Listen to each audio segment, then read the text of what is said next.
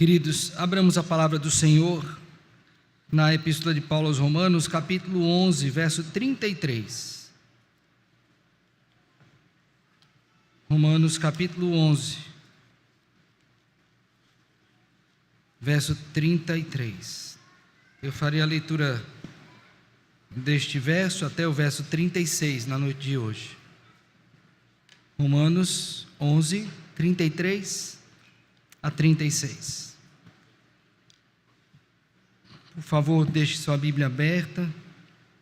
Nós vamos orar e em seguida explicaremos esse texto. Todos localizaram? Vamos orar. Querido Deus, nosso Pai, neste momento do culto, nós ouviremos a Tua voz, recebendo assim instrução do Senhor,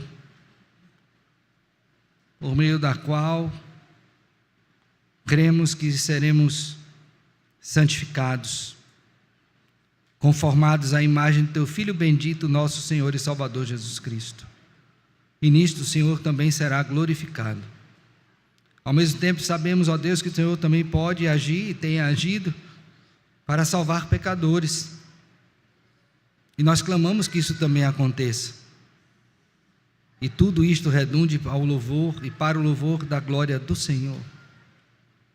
Ajuda-nos, ó Senhor Deus, a começar em mim, desde a leitura do texto, a explicação, a aplicação do mesmo, de sorte que tudo colabore para o louvor do Senhor, para o nosso bem e para testemunho perante os perdidos.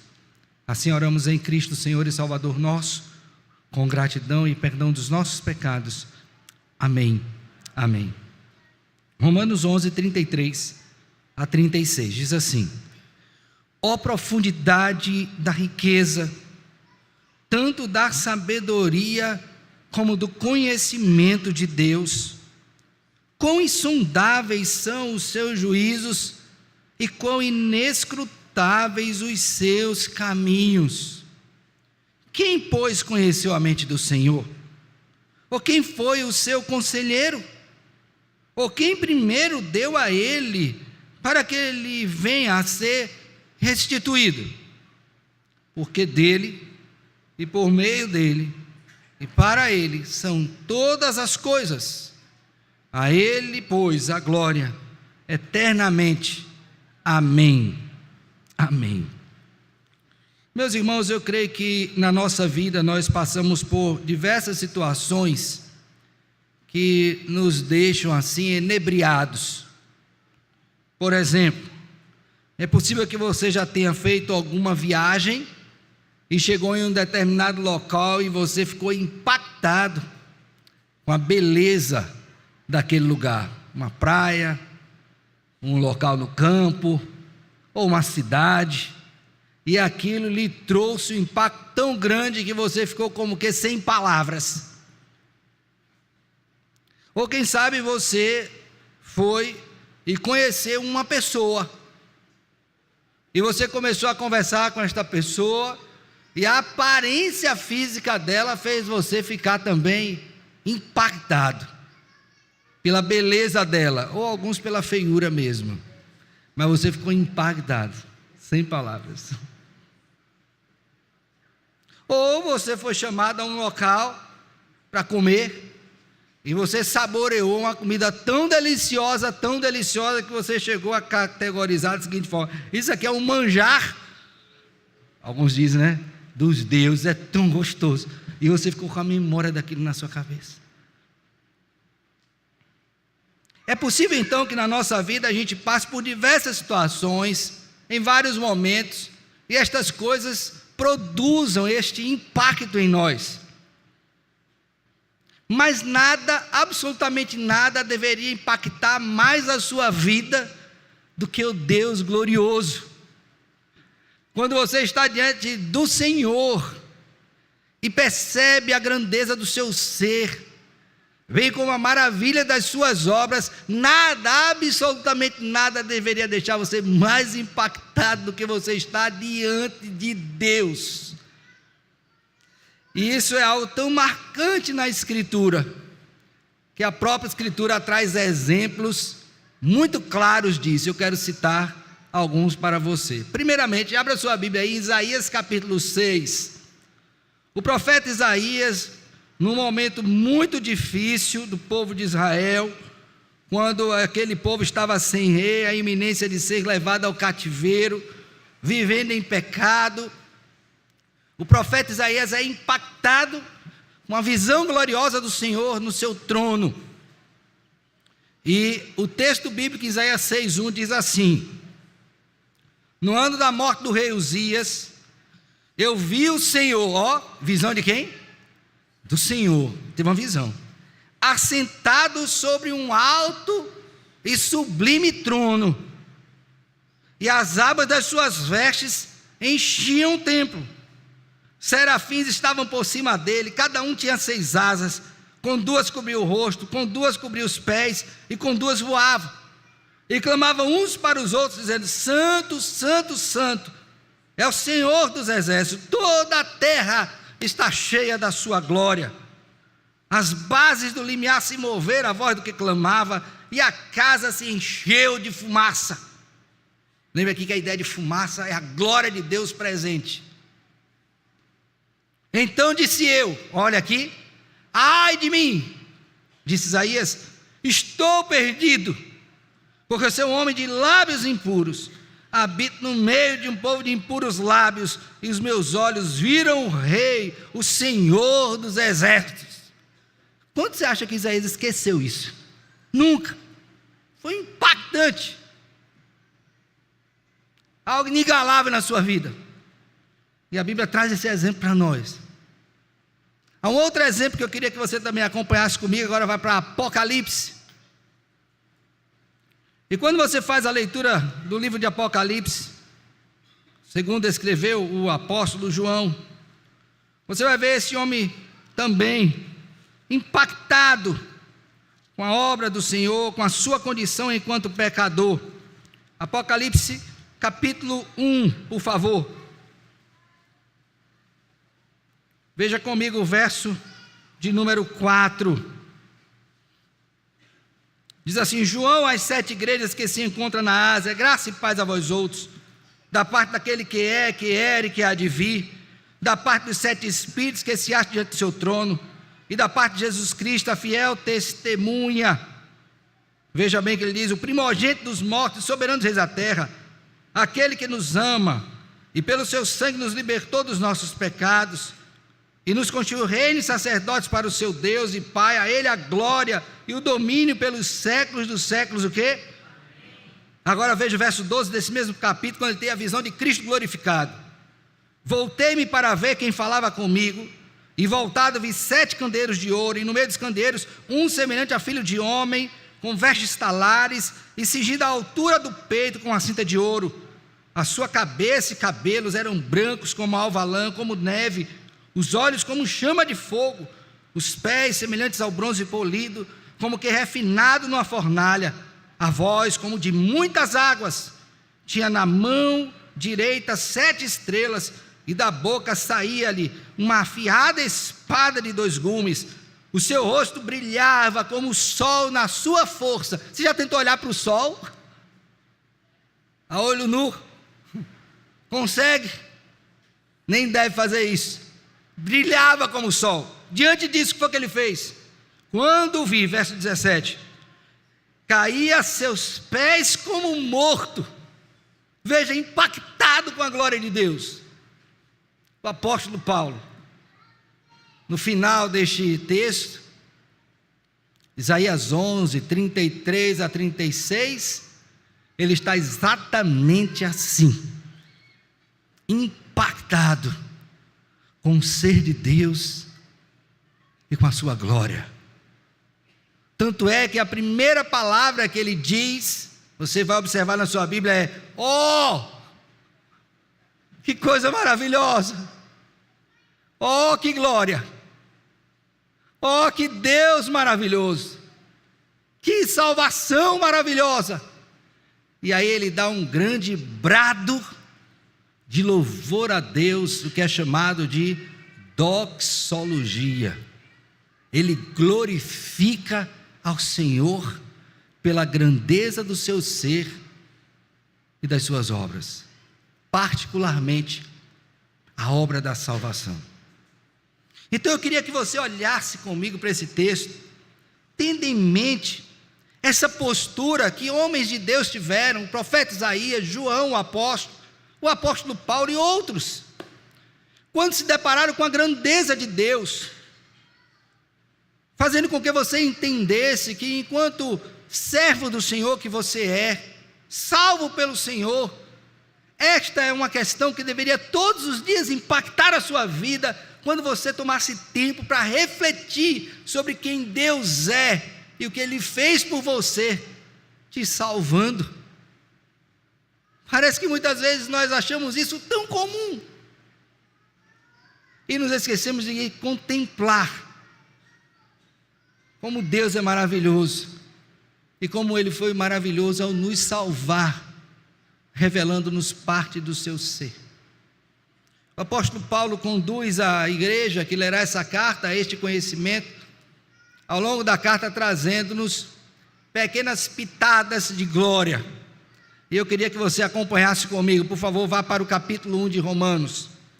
A primeira vez que o apóstolo Paulo fala sobre glória está no capítulo 1, por favor, veja comigo, Romanos 1.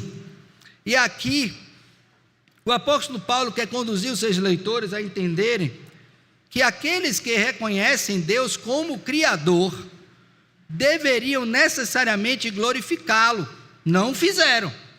Por favor, veja comigo, verso 20 de Romanos 1. Ele diz assim: porque os atributos invisíveis de Deus, assim o seu eterno poder, como também a sua própria divindade, claramente se reconhecem desde o princípio do mundo, sendo percebidos por meio das coisas que foram criadas, tais homens são por isso o quê? Indesculpáveis. Agora leia a partir do verso número 21, o que é dito? Porquanto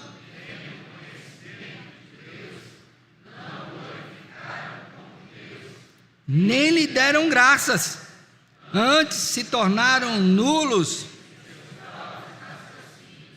obscurecendo-lhes. Agora eu vou ler o 25, pois eles mudaram a verdade de Deus em mentira, adorando e servindo a criatura em lugar do Criador. Agora veja a doxologia, o qual é bendito eternamente. Então ele está dizendo, o Deus bendito, Criador, deve ser glorificado, e vocês não glorificaram. Aqui está o primeiro problema, preferiram pecar e não glorificar a Deus. Essa é a primeira chamada que o apóstolo Paulo dá com relação a esse dever de glorificar a Deus. A segunda vez que esta questão aparece no texto, portanto na Epístola aos Romanos, agora é no capítulo número 4, por favor, vá para Romanos capítulo 4. Você sabe que até o capítulo 3 o apóstolo Paulo fez a declaração de que todos eram pecadores, e agora ele vai mostrar como é que a salvação estava sendo operada. Então nos capítulos 4 e 5 ele vai falar sobre a justificação pela fé, e Paulo então resgata um exemplo do Antigo Testamento, de alguém que foi justificado pela fé. Na verdade ele resgata dois exemplos, ele resgata o exemplo de Abraão e também o de Davi, e aí ele toca mais uma vez na questão da glória. Por favor, veja comigo Romanos 4, verso 1, que diremos pois ter alcançado Abraão, nosso pai segundo a carne? Porque se Abraão foi justificado por obras, agora veja bem, tem de que o quê? Se gloriar, porém o quê? Não diante de quem? Essa é a segunda vez. O que ele está dizendo aqui é o seguinte: nenhum ser humano, e aqui ele toma a partir de Abraão, não que antes não seja assim, mas Abraão como referencial, porque é o pai da fé, pode chegar diante de Deus e se gloriar porque foi salvo. Porque se isto acontecer, ele estará admitindo que o homem pode ser salvo por obras e não pode. Então, nesse sentido, Paulo está mostrando aqui que a glória da salvação, assim como da criação, não pertence ao homem, mas a quem? A Deus. Então você deveria glorificar a Deus porque foi criado, você deveria glorificar a Deus porque foi salvo. E toda a glória disso é de quem? É do Senhor e não do homem. E aí eu vou fazer perguntas óbvias para você, e eu espero que você responda. Você comeu hoje? Eu imagino que sim. Imagino, a não ser que você esteja de dieta ou de jejum, sei lá. A comida que estava no seu prato, quem fez? Talvez seu pai, sua mãe ou você mesmo, não é? Teve algum grão? Feijão, arroz? Deve ter tido, né? A comida do brasileiro deve ter isso. Pois, quem fez esse grão? Foi você? Quem fez esse grão germinar? Que deu vida a ele? Foi você? Foi? Você bebeu água, o suco? Por certo. Quem fez a água? Foi você? Os elementos que compõem basicamente a água, foi você? Então, se você olhar para as coisas mais básicas que você tem acesso nessa criação, não vem de você, meu filho. Então, se tem um a quem você deve se dirigir antes de comer e glorificá-lo, orando, é Deus. Então, a glória da criação nunca foi, não é e jamais será para você. E a salvação? Você foi salvo por suas obras? Qual era o seu estado espiritual? Morto em delitos e pecados. Morto fala, morto anda, morto decide. E você está vivo fisicamente, zoe, e você está vivo soteriologicamente. Quem lhe salvou? Foi você? Por suas obras você estaria morto e continuaria assim eternamente. Mas Ele te salvou, então a glória é de quem? De Deus. Por isso que quando Paulo vai preparando o caminho na epístola, ele está mostrando para você que se você olhar para a criação, deve glorificar a Deus. Se você olhar para a salvação, você também deve o quê? Glorificar a Deus. Portanto, em nenhum momento a glória é do homem. Sempre é de quem? Aí você entende porque quando ele chega em Romanos 11, que ele olha para trás da epístola e diz: Senhor, se eu olho para a criação, a glória é tua. Se eu olho para a salvação, quer de judeus, quer de gentios, a glória também é tua. Portanto, o que é que eu devo fazer? É o que ele faz na carta. Oh, profundidade da riqueza, tanto da sabedoria como do conhecimento de Deus. E aí, nesta doxologia, o apóstolo Paulo nos ensina aquilo que eu quero que você guarde na sua cabecinha. A seguinte verdade: eu e você temos o dever eterno de tributar a Deus toda a glória. Glorificar a Deus não é uma opção de vida, é um dever de todo ser humano, especialmente dos salvos, quando nós olhamos e vemos a criação do Senhor, as suas obras maravilhosas, e vemos a nossa salvação. Mas para que não fique dúvidas, Paulo então argumenta e arrazoa nesse texto algumas razões pelas quais você deve glorificar a Deus. E a primeira delas, você deve glorificar a Deus pela profundidade da sua rica sabedoria e conhecimento. Por favor, veja comigo o verso número 33. Ó profundidade da riqueza, tanto da sabedoria, quanto do quê? Vamos lá, você já conversou com alguém que tem muito conhecimento? Já conversou com alguém assim? Um professor, quem sabe um parente, já conversou? Essa pessoa tem muito conhecimento, deixa você impactado, não é? Mas você acha que essa pessoa tem conhecimento profundo, pleno, completo, de todas as áreas do saber humano? de tudo, exaustivamente. Então vamos pegar um exemplo. No mundo existem bilhões de galáxias. Você conhece o nome delas todas? Você conhece dentro dessa galáxia quantas estrelas tem?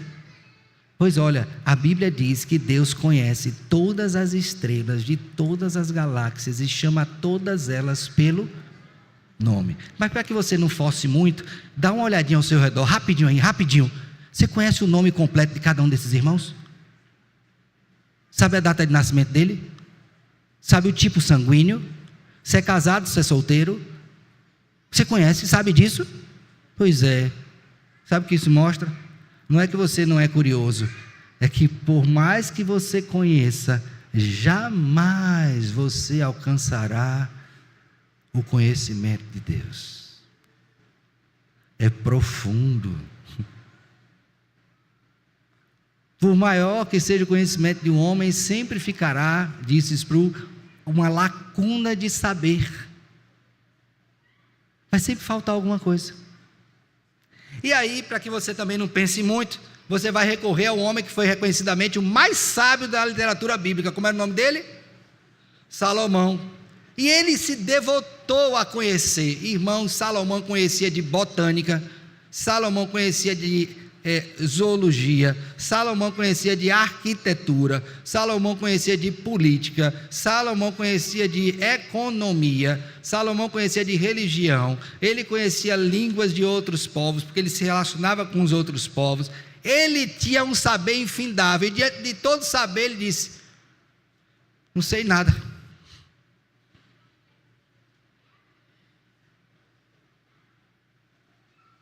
Ele disse que o conhecimento era enfado.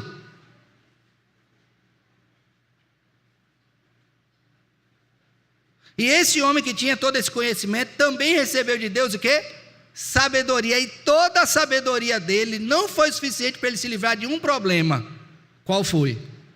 O seu coração se apegou a quem não devia.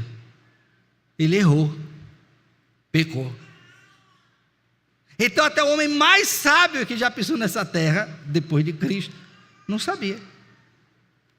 Então Paulo olha para isso, e ele olha para Deus e vê: Senhor, a tua sabedoria é profundamente rica, o teu conhecimento é exaustivo, Deus conhece tudo que existe, Deus conhece todas as possibilidades, os sis. E quando Paulo olha para isso e vê a obra da salvação, o que é que ele diz?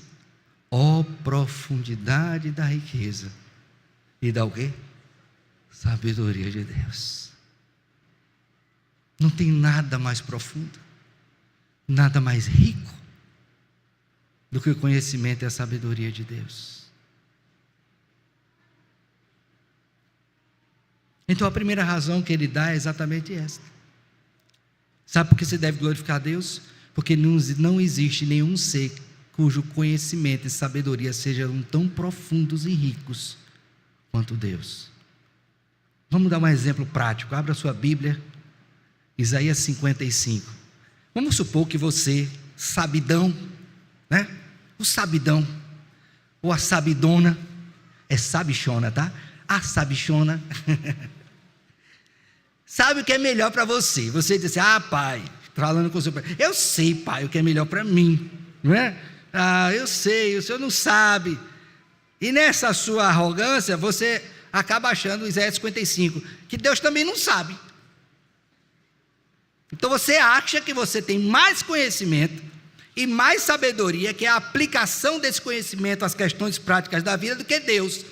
Você se acha a sabichona e o sabichão. Não é? Muito sabido, né? Os novinhos então, uma beleza, mas tem também uns velhos também que se acham.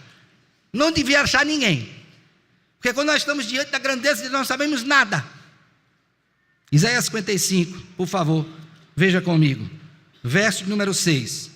Buscai o Senhor enquanto se pode achar, invocai enquanto está perto, deixe o perverso o seu caminho e o iníquo os seus pensamentos, converta-se ao Senhor que se compadecerá dele, e volte-se para o nosso Deus, porque é rico em perdoar. Agora leia juntos os versos 8 e 9, o que é dito? Porque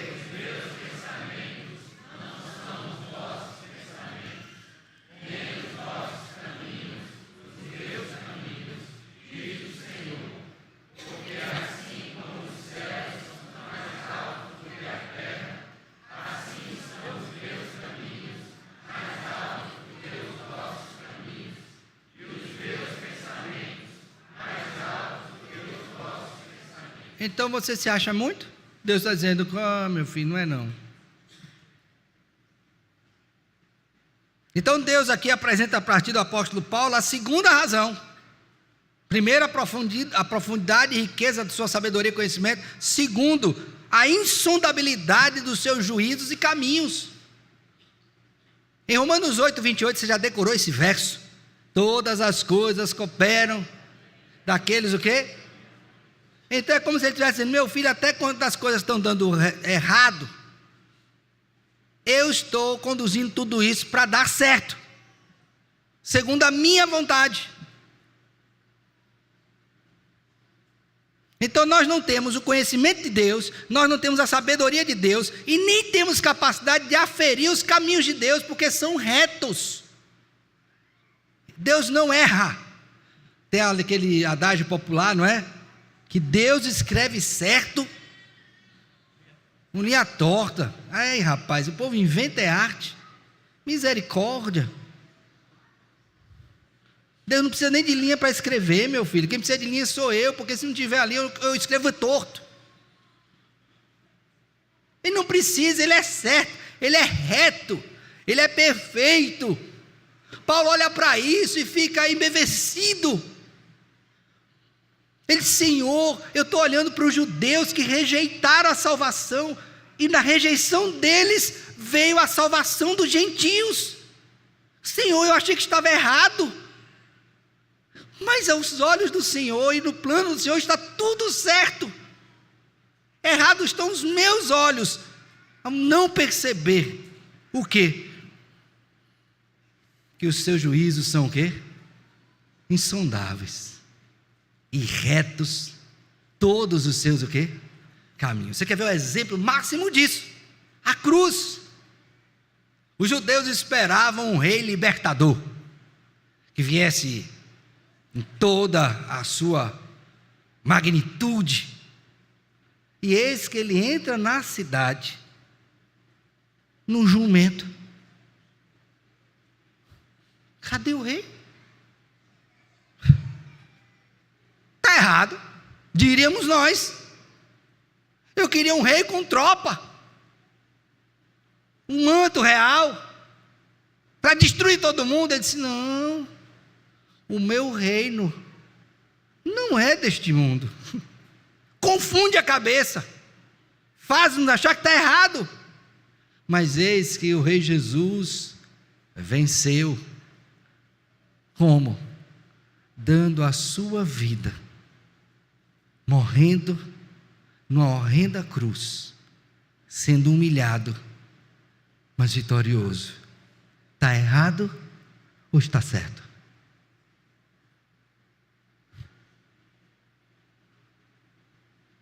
Quão inescrutáveis são o quê?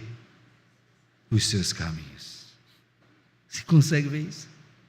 Paulo olha para isso e diz, Senhor, como eu sou pequeno, eu não consigo perceber. Se o Senhor não tivesse revelado esse mistério, jamais eu teria noção da tua grandeza. Por isso que ele diz, quão insondáveis são os seus juízos, e quão inescrutáveis são os seus o quê? Caminhos. Quando que eu ia imaginar que a rejeição de um era para a salvação do outro? Quando? Então temos na profundidade da riqueza e sabedoria de Deus a primeira razão, na insondabilidade dos seus juízos e inescrutabilidade dos seus caminhos a segunda razão, na sua inconteste autoexistência e independência. Deus é autoexistente e o quê? Independente. Aí Paulo faz agora uma série de perguntas. Por favor, acompanhe comigo. Verso 34 e 35. Tudo aquilo ele está pegando no Antigo Testamento, no profeta Isaías, em Jó. E aí ele faz uma série de perguntas, tá? Vamos lá, primeira. Quem, pois, conheceu a mente do Senhor? Irmãos, você sabe como funciona a sua mente? A sua só a sua. Cuidado para não confundir mente e cérebro, tá? Cérebro é a parte física, palpável. Mente são os processos operados dentro do seu cérebro. Há quem diga até que a gente tem mente em todo o corpo, memória muscular. Mas você sabe como é que opera a sua mente? Meus irmãos, tem um bocado de estudioso que estuda, e faz exame, e volta exame, e bota remédio, tira remédio, e corta, e faz sessão, e analisa, e até hoje não conseguiram descobrir como é que o homem pensa.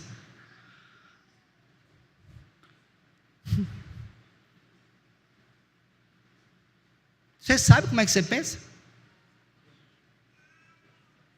É capaz de você começar a pensar e ficar doido, não se reconhecer, não é? Porque você achava que estava tudo certinho, mas aconteceu uma coisa na sua vida, é suficiente para mudar o seu pensamento. Mudou, e agora?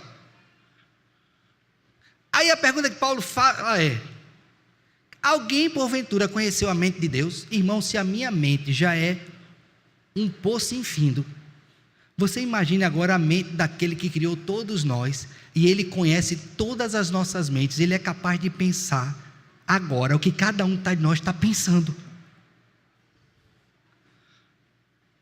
Consegue pensar nisso?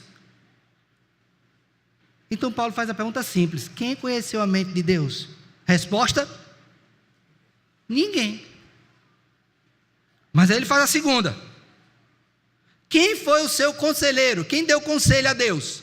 Aí eu quero tomar o exemplo de Jó. Jó era conhecido como um muito sábio. Logo no capítulo 1 de Jó é dito como que ele era, e ele dava conselho para todos na sua época, ok? Tranquilo? Dava conselho, muito sábio. Quando Paulo faz essa pergunta, exatamente essa que está no texto, quem deu conselho a Deus? Eles não sabiam nem quem aconselhou a Jó para ele ser tão sábio, nós sabemos que era o Senhor. Imagine para saber quem deu conselho a quem? A Deus.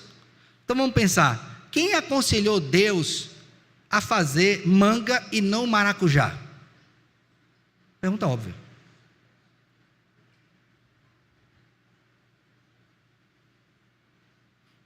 Quem aconselhou? Quem que aconselhou a Deus a fazer golfinho e baleia? Sendo que baleia é o quê? Mamífero, nas águas. Quem aconselhou ele a fazer isso? Quem aconselhou ele a fazer animais anfíbios? Crianças, anfíbios, faz o que anfíbio? Vai na água, não vai na terra. Quem aconselhou? Quem deu conselho a Deus nas coisas mínimas? Ninguém. Deus é o seu próprio conselheiro. Ninguém.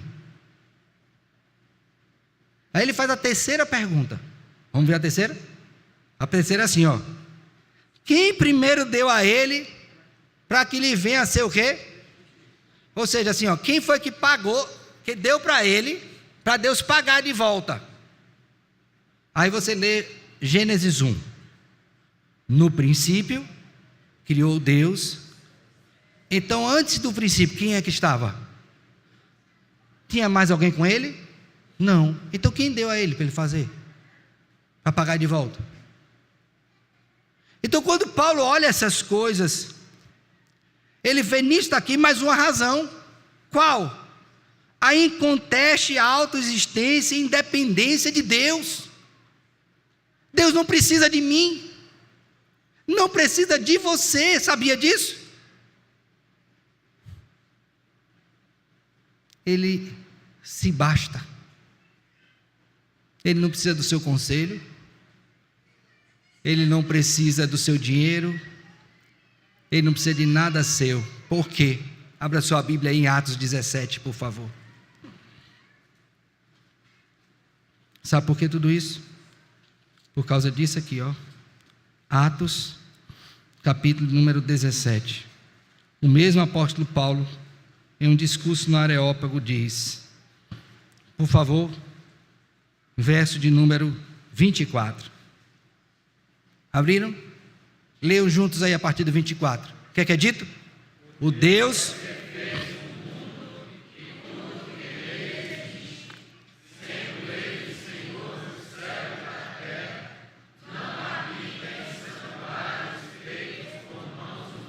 Vinte e cinco. Nem...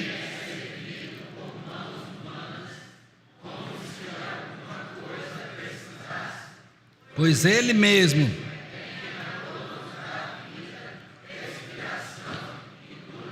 Quem que precisa de quem? Quem precisa de quem? Quem deu a ele para que venha a ser restituído? Ninguém. Ele que deu. E ele deu o mais importante, que foi quem? O seu filho, Jesus. Quem está devendo?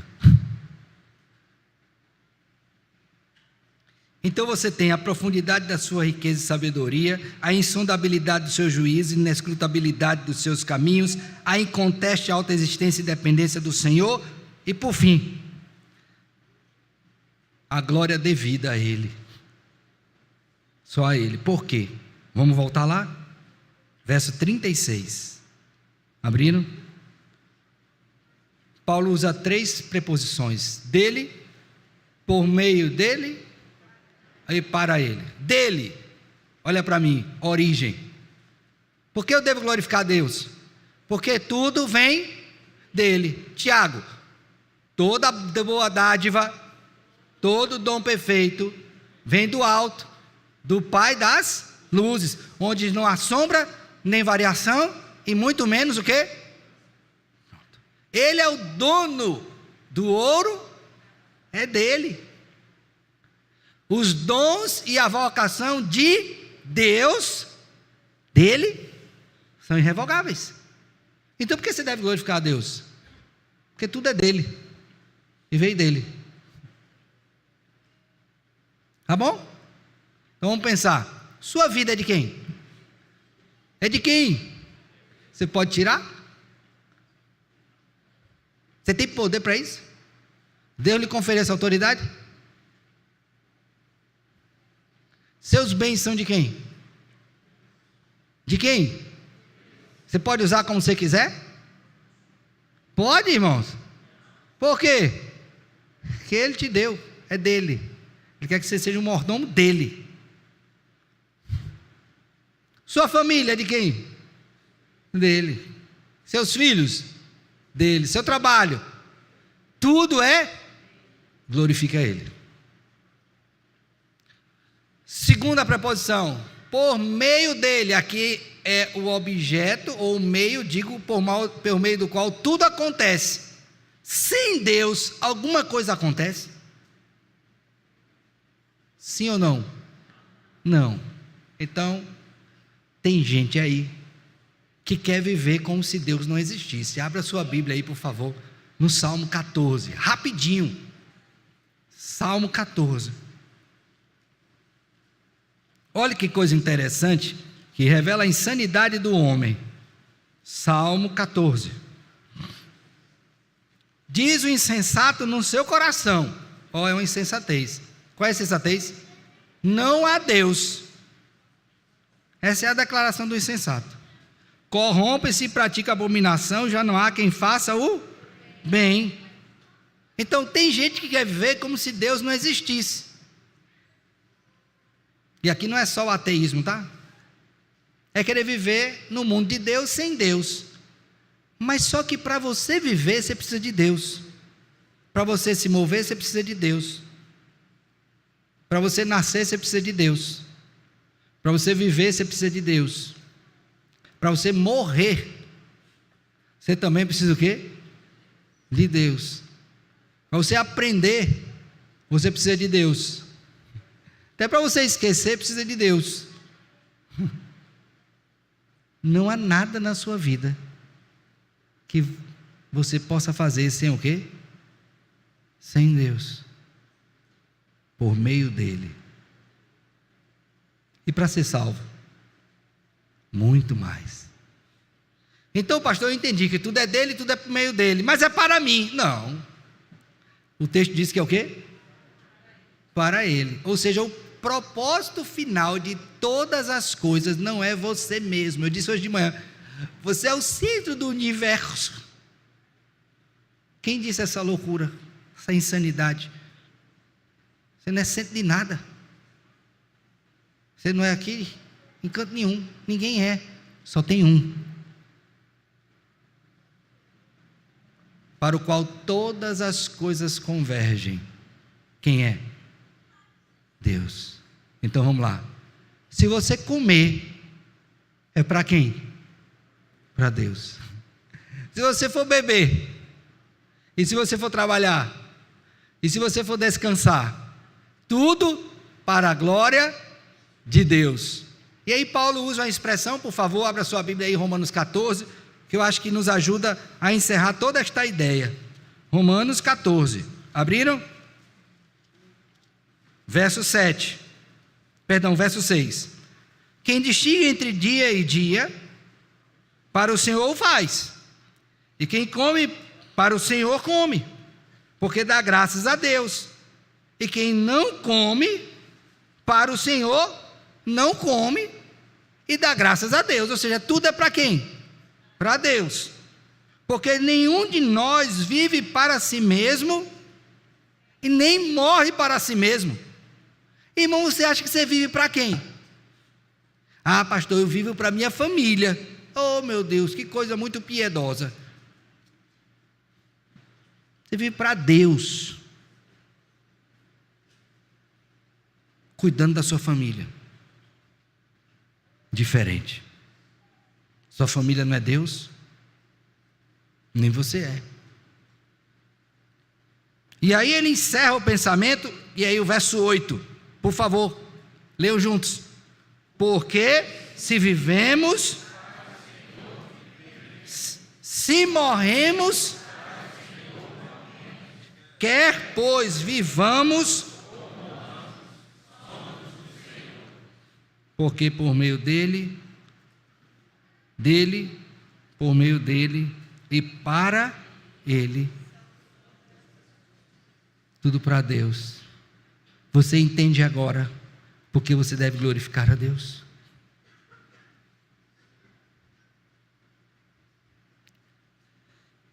Eu quero fazer algumas aplicações para você e para mim também. Primeiro, eu queria que você aprendesse a contemplar a Deus em sua glória. A gente fica querendo descobrir tantas coisas bonitas nesse mundo, e existem, feitas pelo Senhor, mas se tem uma coisa para a qual você deve envidar todos os esforços, é para ter a glória de Deus diante do Senhor, diante de ti. Entendeu, meu filho? Pastor, por que o senhor está dizendo isso? Porque quando Jesus Cristo veio a esse mundo, ele disse, olha, os homens amaram mais a glória do mundo do que a glória de Deus. Então esse é um risco que eu e você corremos hoje, é de não fazer como alvo da nossa vida a glória do Senhor, está diante desse ser tão maravilhoso, e está correndo inutilmente atrás do vento das glórias deste mundo que são passageiras. A glória de homens. Não perca seu tempo, não perca sua força que Deus te deu, seus recursos, correndo atrás da glória de homens. E nossas crianças são profundamente atacadas nisso, quando é posta diante dos olhos dela e também dos nossos, um padrão de vida que passamos a cobiçar. de lugares, de carros, de roupas, de tantas efemeridades que, irmãos, sinceramente, jamais vão encher o nosso ser. Por isso vão ficar andando de dose em dose. Terrível. Glorifique a Deus, aprenda sobre o ser de Deus, e você terá a maior razão da sua existência realinhada à glória do Senhor. Não se perca com essas bobagens desse mundo, só para enganar você. A glória de Deus é o nosso alvo. A segunda coisa, não queira usurpar a glória de Deus. É outra tentação que todos nós temos. Qual é? É de nos achar mais gloriosos do que quem? Do que Deus. E aí parece que a gente por vezes quer o nosso ego, digo, massageado, né? A gente quer uma honrinha. Oh, pastor, uma honrinha só. É certo que a Bíblia diz a honrar aqueles que devem ser honrados, é mandamento do Senhor, mas cuidado, porque a linha é muito tênue. Irmãos, aqui na igreja, em qualquer lugar do universo, em todo o tempo, a glória jamais pode ser da criatura, sempre é do Criador. A glória é de Deus. Recentemente, alguns jovens nossos passaram aí no Enem, né? Sisu, sei lá, mudou tanto o nome, nem sei mais o nome. Amém. Mas a glória disso é de quem? E a gente vive numa cultura cuja influência do mérito, o mérito não é ruim, mas está sendo posta em um lugar indevido. Porque por mais que você tenha se esforçado e deve, mas finalmente, de quem é a glória? De Deus. Porque até o esforço para você fazer veio dele. Porque se dependesse de você, você estaria prostrado numa cama, convivendo com o pecado da preguiça, mas Deus te despertou, te encorajou, é Ele que te move. Então finalmente a glória é sua ou de Deus? De Deus. Então pense sobre isso, não queira usurpar a glória de Deus. Primeiro que você não vai conseguir, porque Ele não divide com ninguém, e segundo, porque esse é um esforço inútil. Você não foi feito para receber glória, você foi feito para glorificar a Deus. Lembre disso, não inverta.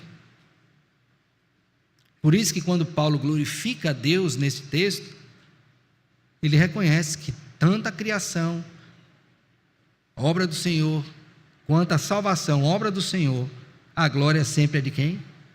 De Deus. A última coisa, promova a glória de Deus. Como? Como o apóstolo Paulo fez, por meio de doxologias. Glorifique a Deus, honre-o em todos os seus caminhos, tribute a Ele o louvor, a adoração, somente a Ele, em todas as áreas da sua vida, quer individualmente, quer familiarmente, quer publicamente, glorifique sempre a Deus.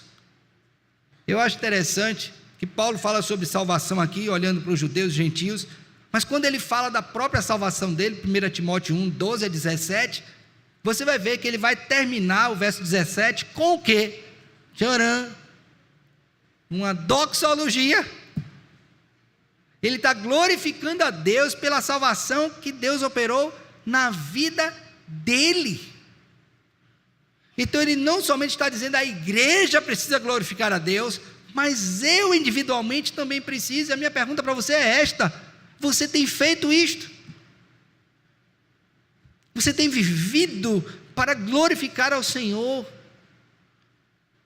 Suas orações demonstram isso. Pense nisso. Porque quando nós nos deparamos com o ser de Deus e as suas obras maravilhosas, não podemos dizer outra coisa. E até cantamos, né? Oh, profundidade da riqueza. Motivo de louvar a Deus. Então, olhar para a obra da salvação, olhar para a obra da criação, é motivo suficiente para todos os dias você o quê? Dar glórias ao Senhor. Faça isto. Não escolha outro caminho. Esse é o caminho ordenado pelo Senhor para a sua vida, para a minha vida, e que certamente honrará a Deus. Que Deus tenha misericórdia da sua vida e da minha vida, e faça de nós um povo que em todo tempo e circunstância glorifica ao Senhor. Vamos ficar de pé, irmãos, vamos cantar a Deus.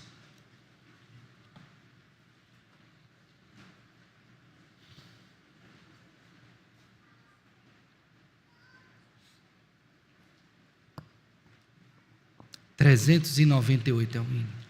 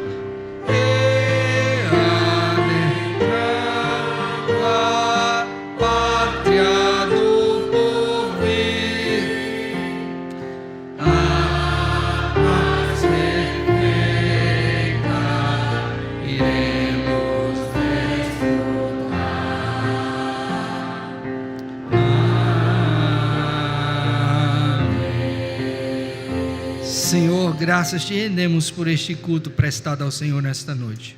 Agora faremos o caminho de volta para o nosso lar. Rogamos ao Senhor que o Senhor nos leve em paz, debaixo do teu santo e paternal cuidado.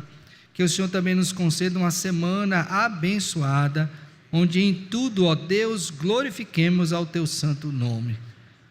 Pai Santo, pedimos por cada família presente e aqui representada, cada esposa, pais e filhos, que o Senhor abençoe, ó Deus, a cada um, a fim de que sejam prósperos em tudo que realizar, e isto de acordo com a tua vontade. Pedimos pelos nossos irmãos enlutados, que o Senhor traga conforto e consolo. Pedimos por aqueles que estão enfermos, que o Senhor também traga, ó Deus, a provisão necessária para um diagnóstico adequado, para uma prescrição adequada, para um tratamento correto e também a restauração da saúde. Ajuda-nos como igreja também nos nossos trabalhos nessa semana, de sorte que o que fizermos também glorifique o teu nome. Faz tudo isto, Senhor, nós clamamos em nome do Senhor Jesus Cristo, o Filho do Senhor bendito, unigênito, o teu amado, no qual somos amados, e isto com gratidão e perdão dos nossos pecados. Amém. Que a graça do Senhor e Salvador Jesus Cristo, o amor de Deus, nosso eterno Pai, a comunhão e o consolo do Espírito Santo seja conosco e com todo o povo de Deus que se espalha por toda a face da terra, hoje e para todos sempre.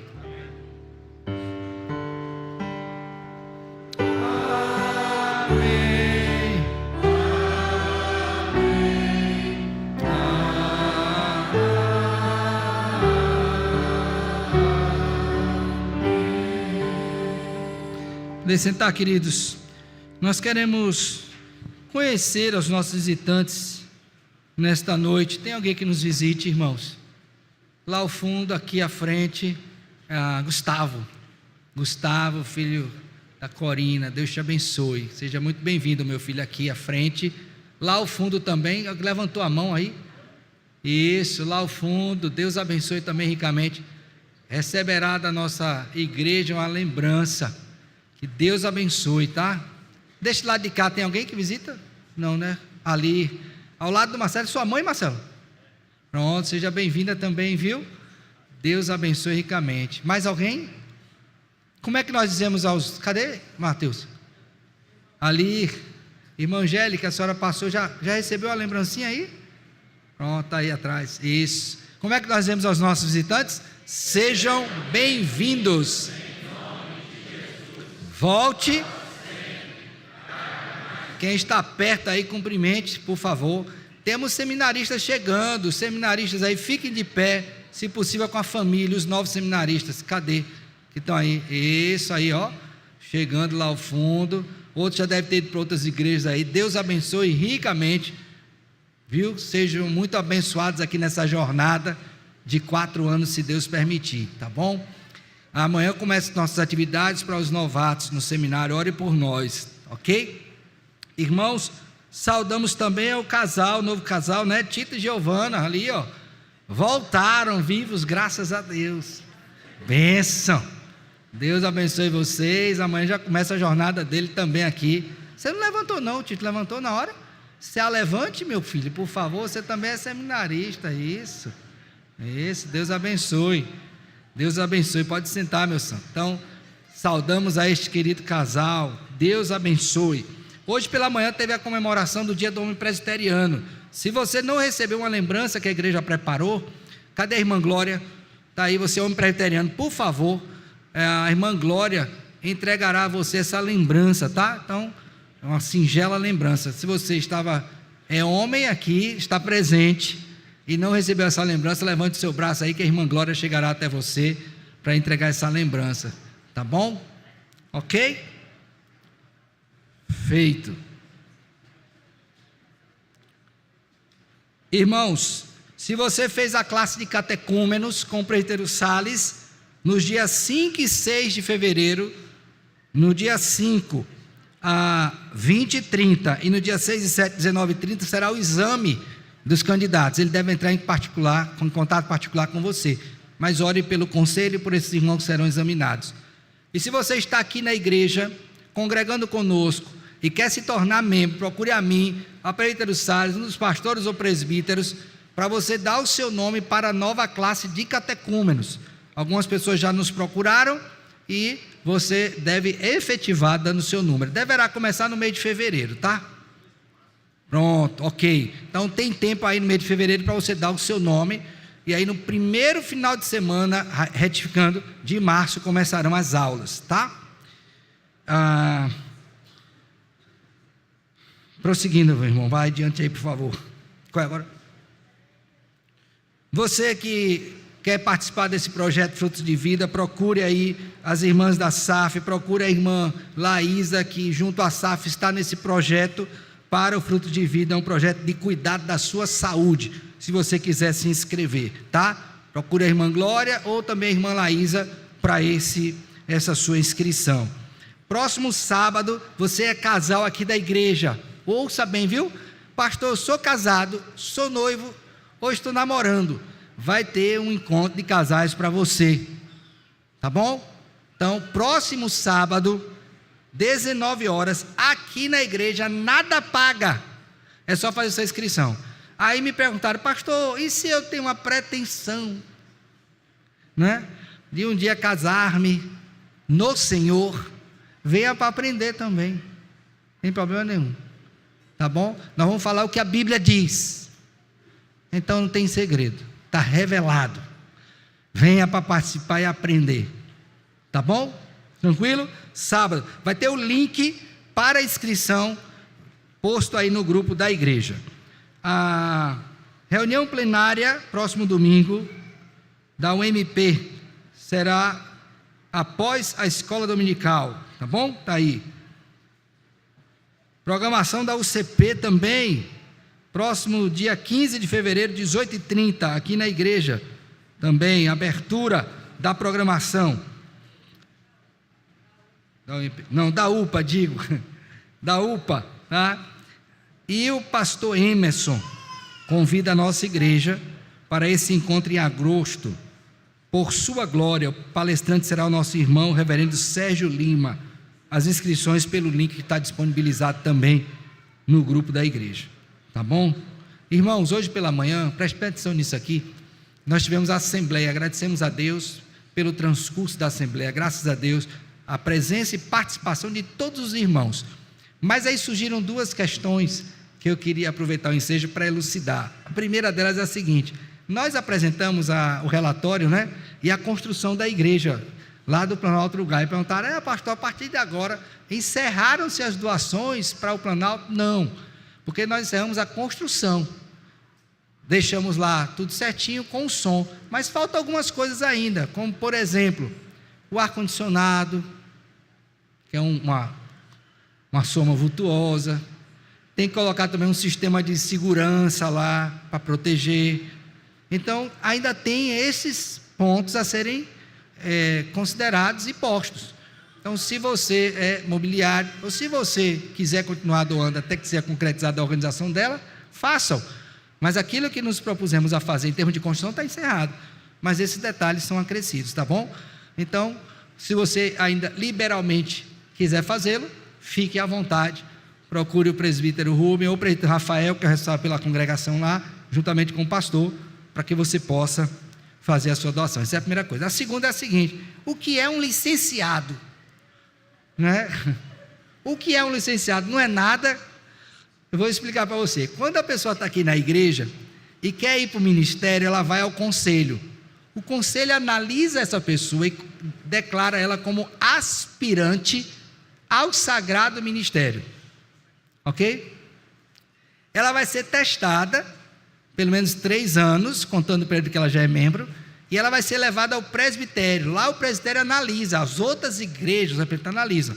Se ela for aprovada, ela será candidata ao sagrado ministério. Então, passou de aspirante para o quê? Candidata ao sagrado ministério. Vai fazer o seminário, quando termina ele volta. Já é pastor? Não, ele é teólogo. Vai ser examinado pelo presbitério e vai passar por um período chamado de licenciatura, que vai até 3 anos, pode ir até 3 anos.